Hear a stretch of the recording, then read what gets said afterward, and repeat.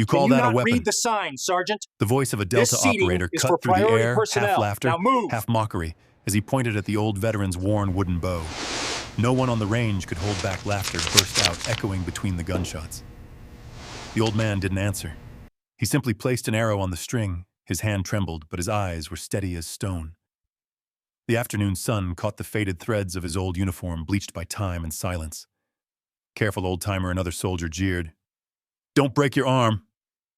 The string drew back, a dry, tight sound sharp as a memory awakening. The arrow flew. 1 beat.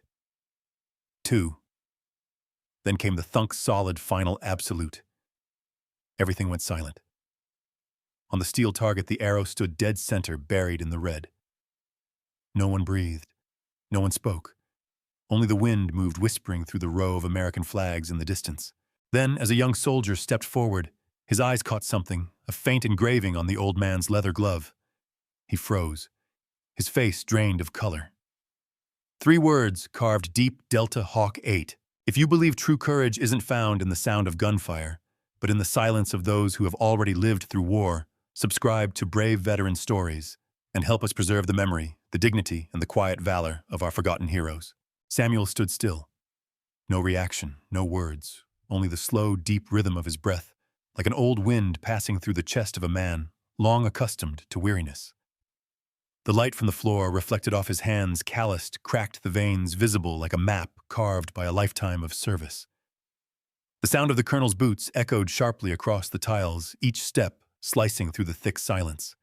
The contrast filled the air, cold authority on one side, unspoken dignity on the other. Samuel didn't look at anyone, nor did he defend himself. His gaze dropped to the yellowed ID card. The edges curled, the lamination worn. The ink faded, yet a small line of code still caught the light, glinting like a memory that had never truly died.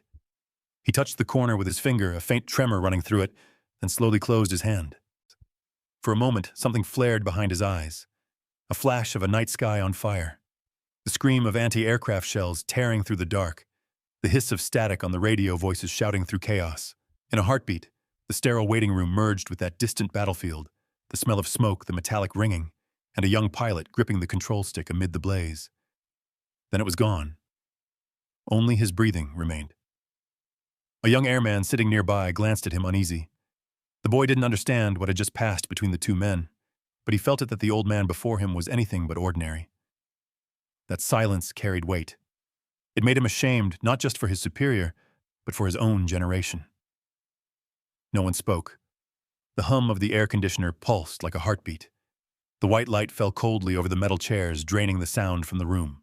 Vance glanced around, impatient yet powerless, to shatter the stillness that had wrapped itself around them. Because Samuel's silence wasn't weakness, it was a mirror forcing others to see themselves. The old veteran stood firm, his hand still holding the worn duffel bag, as if it contained part of his soul. His shoes were scuffed, his shirt frayed at the collar, yet the faint gleam on a single brass button drew every eye, as if a photograph from another time had stepped into the present. In that heavy stillness, something invisible pressed down on everyone's shoulders, shame, then respect, then a quiet fear. They began to understand that reverence could exist even in silence, without uniforms, without medals carried in the eyes of someone who had seen too much. Samuel closed his eyes for a moment, hearing again the roar of an old engine fighting against the storm of gunfire, feeling the heat of the wind rushing through a cockpit door. The memories blurred, no longer sharp, but powerful enough to make his shoulders tremble slightly. He opened his eyes again, calm, steady, and let out a long breath that vanished into the pale light above him. The young airman was still watching him, and for the first time he stood up. No order, no command, just a silent gesture of understanding. The movement froze the room. The officer had no idea why, but that simple act changed something. It restored a measure of dignity that words had stolen. The air grew heavier. Samuel gave a faint nod so slight it almost went unnoticed, then turned toward the large window where the runway stretched endlessly into the horizon. Outside, a C-17 was being loaded under amber lights, its gleaming fuselage catching the reflection in his eyes, the same golden hue that belonged to his memories. Inside, Vance's footsteps grew louder and quicker, as if trying to crush the silence beneath his rank. But the harder he tried, the more the air pressed against him. The eyes following the old man were no longer curious. They were reverent. A long moment passed. Samuel finally sat down, his back straight, his gaze fixed somewhere far beyond the glass. The light fell across half his face where the lines of age crossed like the coordinates of time itself. And in that very moment, when silence reached its limit, when pride strained to break through the stillness, the next conflict began to take shape like a spark, waiting to ignite in the tension-filled air. Vance took a step forward, his voice ringing out dry and metallic. Vance, your generation is what's wrong with this country. What did you even do, fix radios? The words dropped into the air, like stones into water, rippling unease through the room. A few young soldiers lowered their heads. Someone cleared his throat, then fell silent. No one dared to interfere. No one wanted to challenge the silver eagle on the colonel's shoulder. Samuel said nothing. He looked out the window where the light reflected off the side of a C-17 Globemaster being loaded on the tarmac. The pale gold glow brushed across his face, revealing faint scars along his temple, the kind of marks time could never erase. For an instant, the present dissolved. The cold air from the runway turned into the roar of jet engines. The night sky erupted in fire and tracers. An AC-130 banked through a storm of flak, its frame shaking as anti-aircraft shells ripped the sky apart. The radio screamed broken code. A young voice cried out, "Hawk 8! We're hit! Repeat! We're hit!" A blast tore through the air. Then came only the hiss of wind smoke and the choking scent of burning metal. Samuel blinked. The memory faded. He was back in the sterile waiting room of Ramstein, though his hands still trembled not from fear, but from ghosts that never truly left his bones. Vance, oh, conveniently hazy. Every real pilot has a call sign. Let's hear yours. The tone dripped contempt, each word a stab. Samuel turned toward him. His gaze was deep, unwavering. The air tightened, stretched like a drawn bowstring. Those standing nearby could hear their own hearts beating. An older master sergeant leaned forward slightly. Something in his gut told him a line was about to be crossed. Samuel quietly, almost a whisper, long time ago. Just 4 words, soft as breath, yet they froze the room. No one expected that weary voice to carry such invisible weight, the kind that only those who've lost too much can bear. Vance smirked, thinking he'd won. Vance, oh, I'm sure it was. Let me guess you were some mechanic, maybe a flight clerk? He stepped closer, his shadow falling over Samuel. The air thickened heavy with tension, like the stillness before a storm. Samuel lifted his head. The light caught his glasses, and for an instant his eyes flashed sharp, alive. He said nothing, but that silence wasn't surrender, it was a warning. A quiet so dense those nearby could barely breathe. The young airman beside him pressed his lips together. In the old man's posture he saw something different, not the weakness of someone humiliated, but the composure of a man who had once led others through fire. A man who had seen too much death to be moved by arrogance. Vance didn't see it. He kept sneering, still convinced he held the upper hand. Vance, come on, old-timer. You said you were a pilot? What's your call sign? I bet it's something funny like puddle jumper. That last line crossed the line. No one spoke. The air seemed to contract. The light from the window fell across Samuel's face, his eyes clear and blue, locked on the colonel's with calm finality. Time stopped. A silence stretched heavy electric. The old man drew in a slow breath, his lips parting. The answer was coming slow and deliberate, carrying the weight of an entire lifetime behind it. And in that moment, as he prepared to speak those 2 words, as the past crashed headlong into the present, the entire room was about to witness a truth they would never forget. The room sank into silence. The white glow of the fluorescent lights seemed to dim, leaving only the faint sound of breathing and the slow, steady beat of hearts suspended in the heavy air. Samuel raised his head. His eyes gleamed no longer the eyes of an old man, but of a pilot who had once flown through fire. The metallic glint in his pupils reflected the cold steel of the cockpits he had lived and bled in. Samuel Hawk 8. 2 words. Softly spoken, but they struck the air like metal falling onto steel, heavy, sharp absolute. The sound cut through the silence, sending a shiver through everyone in the room like an electric charge. The old master sergeant holding his coffee cup froze mid-sip. His hand trembled liquid, rippling to the brim before spilling over. The faint crack of porcelain shattering on the tile floor rang out unnaturally loud, like the first gunshot in a war that had been silent too long. Steam rose, twisting upward, curling through the light, carrying with it the faint scent of gunpowder long since burned away. No one spoke. From the back row, a gray-haired veteran lifted his head, eyes wide with disbelief, as if seeing a ghost.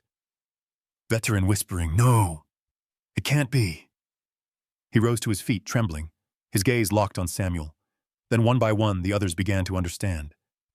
Faces aged by service turned pale. Glances met across the room, an unspoken language only the survivors of war could still comprehend. That name. They had heard it before, whispered in briefing rooms with locked doors and stories traded between pilots at midnight tales that never made it onto paper. Hawk 8. A call sign from the shadows. A name never printed in any official record. A symbol of the pilot who brought back entire special forces teams when hope was already gone, missions the Pentagon had long buried under 2 words, never happened. The air began to shift. Disdain melted into astonishment, astonishment into reverence. Each breath became measured, cautious, as though any sound might disturb the sacred weight of what had just been spoken aloud. Outside the window, the light changed. A soft beam of sunlight slipped across the fuselage of a waiting C-17 and reflected onto Samuel's face. Everything stilled. Vance still stood frozen, his expression blank, his eyes not yet comprehending the gravity of what he was witnessing. But behind him, those who had once worn the uniform knew. They knew exactly who stood before them. They were witnessing a legend return from the silence of history. A young sergeant bowed his head instinctively, moved by something older than rank. Others followed, straightening their posture, standing at quiet attention, as if that call sign alone was an order, echoing from the past. Samuel did not speak. He didn't smile. He didn't show pride. He simply stood still, composed, his shoulders lowering slightly under the invisible weight of the souls he once carried home. His hands clenched. The faded scars along his skin caught the light, rough, imperfect, yet alive with memory. The ceiling fans had stopped. The sound of boots had ceased. Only the gaze remained between those who knew what war truly cost and those who never would. Then, from beyond the door, came the metallic clang of hinges turning. Footsteps measured firm, deliberate. Someone was approaching slowly, but with the kind of authority that needed no introduction. Vance turned, his breath catching in his chest. The light fell on silver stars glinting from a pair of epaulets. Every head turned, the room shifting like a tide drawn toward its center. Samuel remained still. He turned slightly, and the light from the doorway fell across his face. In that fleeting moment, 2 generations, 2 ranks, 2 eras stood on the verge of meeting. And in that moment, no one yet knew that what was about to unfold would change everything as the commander stepped in and the legend was finally called by name in the living world once more. The metal door swung open, striking the wall with a hollow clang, a sound that echoed through the room like the call of a ceremonial trumpet. Heavy, deliberate footsteps followed steady and commanding down the corridor. A tall man entered, silver hair cropped close, his uniform pressed to perfection, 4 stars gleaming on his shoulders. General Marcus Thompson, commander of the United States Air Forces in Europe. No introduction was needed. His very presence made the room seem to shrink. Everyone instinctively stood at attention. Obedience to authority came faster than thought. "Thompson, what is going on here?" His voice was deep and weighted, the voice of a man accustomed to command, but beneath it lingered irritation at the disorder before him. Vance, still flushed red with anger and humiliation, turned sharply. "Vance, just a civilian refusing to—" He stopped mid-sentence. The general wasn't looking at him. His gaze had already passed through the crowd and fixed on the man sitting silently among the metal chairs. Samuel Peterson. In that instant, the general's hardened expression changed first to surprise, then shock, and finally something close to reverence. He stepped forward slowly. Each stride felt heavier than the last. The room grew thick with anticipation. No one moved. No one dared speak. When General Thompson reached him, he stopped. The white light from above cast both men in sharp relief, as if separating them from the rest of the world. The general's voice faltered, strange and trembling to those who had only ever heard him command, with absolute authority. "Thompson, Sam. My God, is it really you?" Samuel looked up. A weary, gentle smile flickered across his face. "Samuel. It's been a while, Marcus." The entire room froze. The only sound was the slow tick of the wall clock. Young airmen exchanged glances, bewildered. None of them could fathom why a 4-star general was speaking to a frail old man in a faded flannel shirt, as if to an equal. Then Thompson straightened. Without hesitation, he raised his right hand to his brow. The gesture was crisp, perfect, a salute. The most sacred act of respect in the United States military. The room turned to stone. Even Vance stood motionless, eyes wide, throat dry. The light caught them both, a powerful general saluting with solemn pride, and a poor forgotten veteran receiving an honor he had never asked for. Samuel slowly rose. He returned the salute, slower but precise, with the ease of a man who had done it thousands of times before. For that moment, time ceased to move. No sound, no rank, no generation. Only recognition, pure, quiet, and undeniable. Thompson softly, almost a whisper. "We thought you were gone, all these years." Samuel met his eyes, calm, unflinching, filled with the light of skies once set aflame. "Samuel, some of us never really come back, Marcus." The words sank deep, drawing silence from every corner of the room. Without a word, several young airmen stood at attention. A few older veterans raised trembling hands in salute. It was no longer a command. It was instinct. Reverence. Vance lowered his gaze, hands clenched at his sides, cold sweat tracing down his neck. He could feel it power leaving him, not with noise or fury, but through something far greater truth. Respect doesn't need to shout. General Thompson lowered his hand. His voice steadied, but the emotion in it remained. Thompson. "Ladies and gentlemen, this man is not just a veteran. He is history, living, breathing history." The light in the room seemed to change. It was no longer the sterile brightness of a military base, it was the light of awakening, the quiet glow of realization. That some medals are not worn on the chest, but engraved on the heart. A long silence followed. Every soldier looked at Samuel now, as if standing before a monument made of flesh and memory. And as the general turned to face the room, his voice dropped lower, preparing to speak of the man they had only ever heard about. In whispers, the past began to take form again, piece by piece, breath by breath, like a flame reigniting in the hearts of those who stood witness. The room was utterly still. No one breathed. The white light from the ceiling cast a pale glow across General Marcus Thompson's face, his eyes solemn, heavy with reverence. He turned slowly, his voice deep and resonant. "Thompson, you have no idea who this man is. Chief Master Sergeant Samuel Peterson Hawk, 8. The man who flew through hell to bring our boys home." The words struck the silence like an explosion. Every eye turned toward Samuel. No one saw a frail old man sitting beside a row of metal chairs anymore. They saw the shadow of someone who had once walked through fire and lived to tell no one. Thompson. In 1969, there was a valley in Laos we called Devil's Jaw. No one went in there twice and came out alive. He paused, his tone deepening, eyes sweeping across the room. Thompson. He flew into that valley under heavy fire to rescue a Green Beret team. One engine burning, no air cover. He landed on a strip of dirt no wider than a football field, and he brought every man home. A few young airmen swallowed hard. No one moved. The sound of the past seemed to echo through his words. The lights dimmed slightly, and for those listening, the room dissolved into a flashback. Night skies ablaze.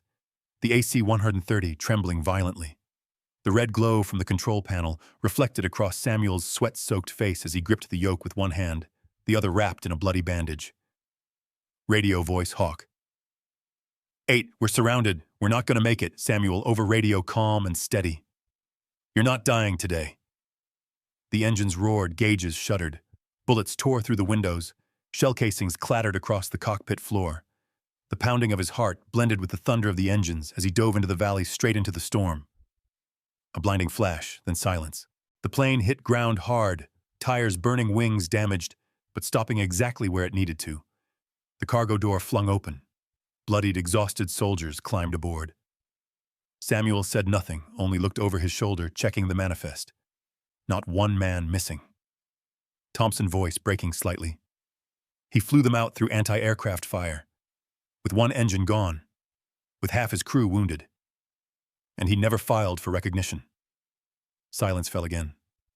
Only Thompson's voice carried on, slow, heavy, like an oath being spoken aloud. Thompson, he was shot down 2 years later. Captured. Spent 4 years in a camp no one knew existed. He was declared dead.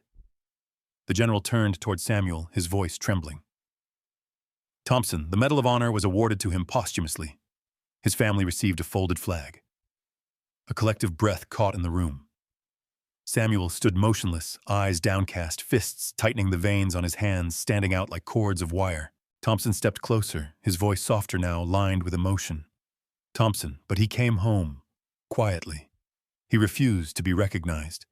He refused every ceremony, every spotlight. He said he just wanted peace. The room seemed to freeze in reverence. Everyone looked at the old man differently now, not with pity, not with curiosity, but with absolute respect. The young airman who had earlier lowered his gaze now stood at attention, his hand trembling as he raised it in salute. Another soldier placed his palm flat against his chest over his heart. Thompson glanced around, voice low, deliberate. Thompson. You see, courage doesn't retire. It doesn't fade. It just waits until someone remembers. He paused, then bowed his head. The air in the room felt sacred. Even the faint hum of wind outside the corridor sounded like an echo from a distant past. Vance still stood there, face pale and rigid eyes full of confusion and shame. He no longer saw himself as a commanding officer, but as a man standing before truth, a truth about courage that transcended rank, generation, and pride. General Thompson turned back to Samuel. Two men, two eras, the living halves of one history, faced each other in silence. Thompson softly. Welcome home, Chief. Samuel nodded gently. No words, no ceremony. Only the steady light in his eyes and the quiet smile of a man who had given up so much so the world could remain at peace. The entire room came to attention. The synchronized sound of boots against the floor echoed like a solemn hymn, a military anthem without music, played only in honor. A few tears fell, but no one hid them. And in that moment, as truth was revealed and memory reclaimed, pride gave way to something far greater: gratitude. An unspoken apology began to form in every heart, guiding them toward the next chapter. One not of command or punishment, but of forgiveness and the quiet grace that follows it. Night settled over the base in a calm shade of blue-gray. The wind drifted from the runway, brushing against the flags so softly they moved like breathing. In the quiet of the VIP quarters, a warm yellow light reflected across the polished floor, casting the shadow of two men, one who had once been a symbol and one who had just relearned the meaning of honor. A knock, two short, uncertain taps. Samuel, come in. The door opened. Colonel Vance stepped inside. The arrogance was gone, the weight of command stripped away. The dim light caught his face, eyes, rimmed red uniform, pressed so sharply it looked almost ceremonial. Vance, sir, I was wrong. His voice was low, hoarse. I'm ashamed. The room went still, save for the faint ticking of a clock. Samuel set down the worn notebook in his hand and slowly rose. The light fell across his silver hair and the weary kindness in his eyes. He walked closer. For the first time, the space between them wasn't defined by rank. His gaze carried no anger, only the quiet forgiveness of a man who had seen too much to hate the warmth of a small lamp at the end of a long hallway. Samuel, we all have bad days, son. His tone was calm, steady, the kind that didn't scold but taught. He paused, looking directly into Vance's eyes. Samuel, what you do next that defines you? Vance lowered his head. His entire posture seemed to shrink. The proud shoulders that once embodied command trembled slightly, as though he'd finally shed an armor too heavy to wear. Samuel placed a hand on his shoulder, rough, thin, but steady. A touch both gentle and unyielding. Samuel, your apology is accepted. Now go be the leader your men deserve. Those words weren't advice, they were an order from the heart. Vance took a deep breath. His eyes glistened as he straightened into a salute, perfect in form, slow in movement, weighted with regret and respect. Samuel nodded in return, expression, calm and knowing, the look of a man who had witnessed countless failures and understood that redemption begins with humility. Vance lowered his hand, silent for a moment before whispering. Vance, I don't deserve your forgiveness, sir. Samuel smiled, a tired, kind smile. Samuel, that's the point, son. None of us ever do. That's why we keep trying.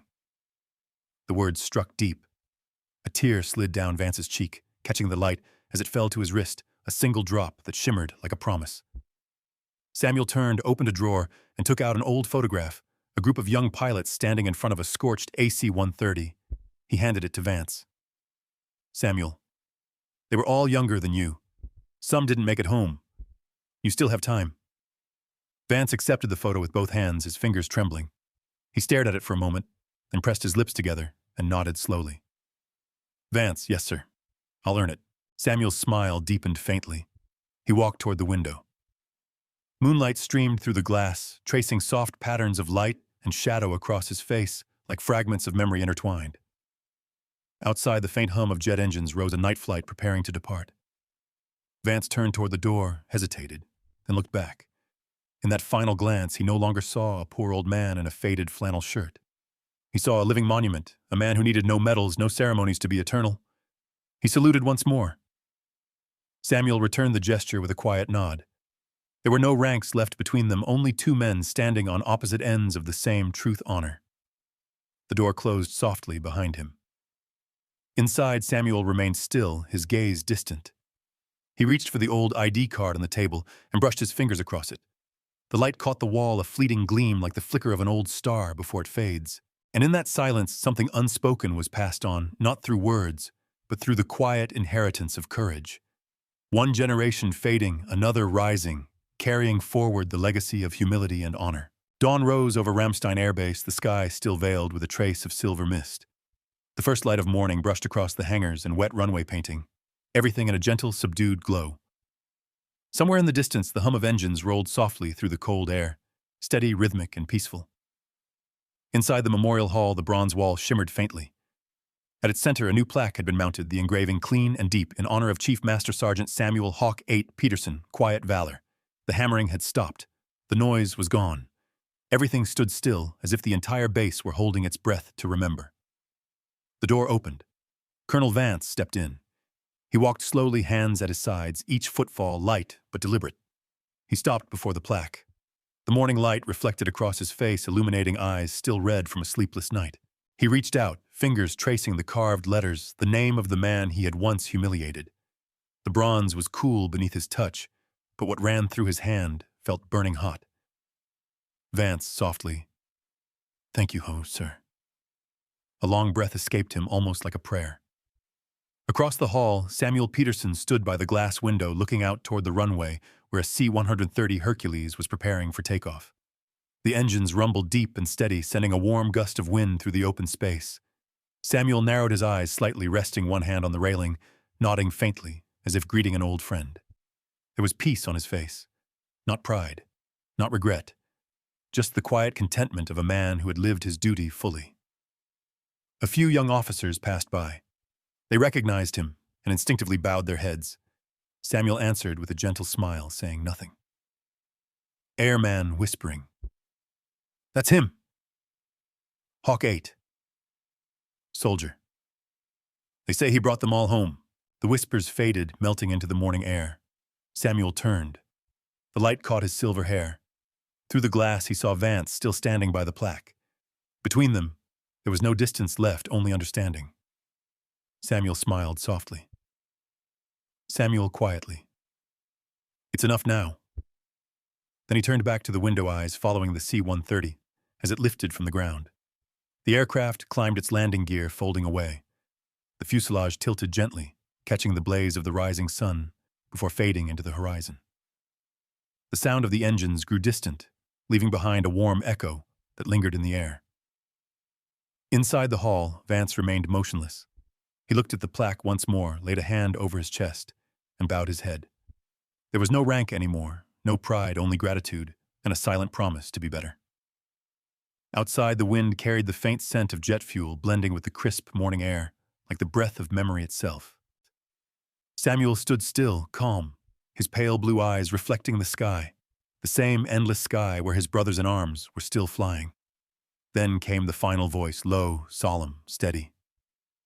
"The greatest heroes often walk beside us in silence. Their silence is our freedom." A soft breeze passed through. The flags at the front of the base stirred gently, as if bowing one last time. And then everything was quiet again. There was nothing more to say because the story was complete. Brave veteran stories. We remember the quiet heroes.